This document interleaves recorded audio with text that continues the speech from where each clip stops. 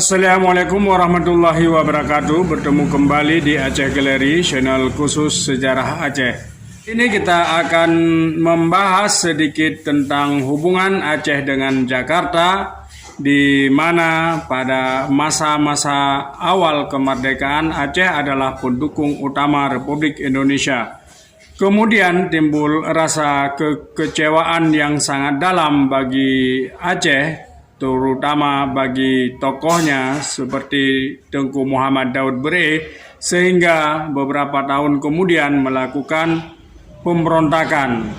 Apakah benar pemberontakan itu dilakukan karena pemerintah pusat menipu Aceh? Dalam hal ini Presiden Soekarno mengkhianati Tengku Daud Bereh dalam janjinya kepada Tengku Daud Bereh bahwa Aceh bisa menjalankan syariat Islam. Kisah Aceh dengan Jakarta bermula pada awal kemerdekaan. Di Aceh memang terjadi perpecahan pendapat. Waktu itu sebahagian yang ingin merdeka dan sebahagian lagi ingin bergabung dengan Republik Indonesia. Yang ingin kepada Republik Indonesia dipimpin oleh Tengku Aru, presiden pertama di Aceh. Dirilah kemudian Republik Indonesia di Aceh. Setelah meninggal, kemudian diangkatnya Tengku Daud Bereh. Terjadi dialog antara Soekarno dengan Abu Daud Bereh. Saya beritahukan kepada Kakanda, Aceh ini adalah pelopor Perang Akbar, perang jihad antara kita dengan Belanda. Satu-satu yang sanggup mempertahankan republik ini adalah Aceh. Kita melihat Tengku Umar, Tengku Siditiro, Cunyadin dan lain-lain, kata Soekarno kala itu. Tapi kami mau mati syahid, kalau enggak ya landasan negaranya Islam, kalau enggak apa-apa. Kami bersedia berperang. Saya akan menggunakan kekuasaan saya sekurang-kurangnya untuk Aceh akan diberlakukan hukum Islam. Janji Soekarno kala itu. Mendengar jawaban itu, Tengku Muhammad Daud Bereh langsung menyodorkan secari kertas kepada Soekarno. Soekarno dengan akal bulusnya mengatakan, untuk apa Kakanda? Saya ini jadi presiden. Kalau Kakanda sendiri tidak mempercayai kepada saya, wallahi setelah selesai perang dengan Belanda, saya akan berlakukan di Aceh hukum Islam. Dia sudah menyebut asma Allah. Ya sudah, kata Abu Daud Bereh ketika itu. Kemudian Soekarno meminta bantuan kepada Abu Daud Bereh untuk 2 pesawat terbang dan untuk biaya diplomasi ke luar negeri. Abu Daud Bereh kemudian mengumpulkan dana sekitar 240.000 US dollar. Tapi saat itu hanya dibelikan 1 pesawat terbang seharga 120 US dollar. Tampaknya yang satu dikorupsi. Saat itu Abu Daud Bereh juga memberikan tanda pangkat emas dan seperangkat alat-alat tulis kepada Presiden Soekarno.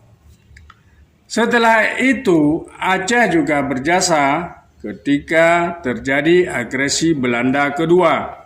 Waktu itu secara tidak langsung Komando Angkatan Udara, Angkatan Laut, dan Angkatan Darat pindah ke Aceh. Ketika Bukit Tinggi jatuh, masa PDRI, malah 50 tokoh Aceh ditangkap lewat Nasir. Tokoh PKI yang ditempatkan oleh Soekarno di Aceh. Permintaan Aceh untuk menerapkan syariat Islam, jangankan diberi, orang-orang Aceh malah ditangkap. Dengan pengkhianatan Soekarno tidak memperlakukan syariat Islam, karena Soekarno waktu itu dekat dengan PKI. Abu Daud Bereh beberapa kali mengirim surat kepada Soekarno dan menegur Soekarno, namun tidak pernah digubris oleh Soekarno. Maka meledaklah Darul Islam Aceh pada tanggal 21 September 1952. Perang Darul Islam itu terjadi 8 tahun 9 bulan, dan 27 hari. Dan saat itu seorang kolonel yang diperintahkan oleh Aha Nasution dikirim kepada penguasa perang di Aceh untuk berunding. Muhammad Ibrahimi dari pihak Nasution berunding dengan Abu Daud Ber'eh. "Saya mau berunding," kata Daud Ber'eh, "kalau diterapkan syariat Islam di Aceh." Itu terjadi awal tahun 1962. Kenapa itu yang kita tuntut? Karena sudah ratusan tahun syariat Islam sudah berlaku di Aceh, sementara hanya beberapa tahun bergabung dengan RI, sirna hukum Islam di Aceh.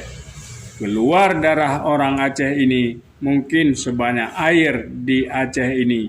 Saya akan mempertaruhkan pangkat ini, kata Abu Ber'eh, demi tegaknya syariat Islam di Aceh.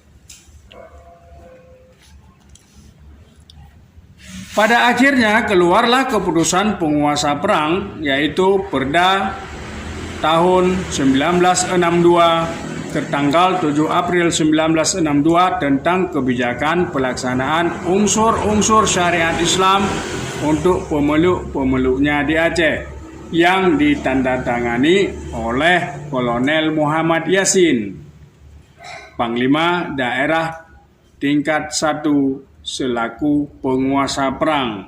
Jadi syariat Islam di Aceh diasaskan oleh Pangdam 1 Iskandar Muda. Itu berarti pemerintah secara resmi telah menyatakan berlakunya syariat Islam di Aceh.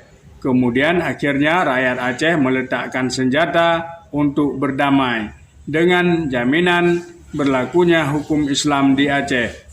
Tetapi ternyata kemudian dibohongi lagi oleh Soekarno. Jadi bukan sekali Soekarno menipu rakyat Aceh. Setelah Soekarno, Soeharto tentu sama saja.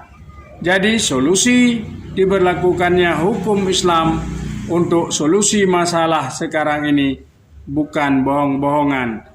Ini sekarang tinggal kesadaran pemerintah saja, dan menerapkan hukum Islam di Aceh itu adalah hal yang sangat wajar. Sebagaimana kenyataan sejarah yang terjadi di Aceh sebelum diterapkannya syariat Islam di Aceh, bisa jadi darah rakyat Aceh akan terus menetes di bumi Aceh. Assalamualaikum warahmatullahi wabarakatuh.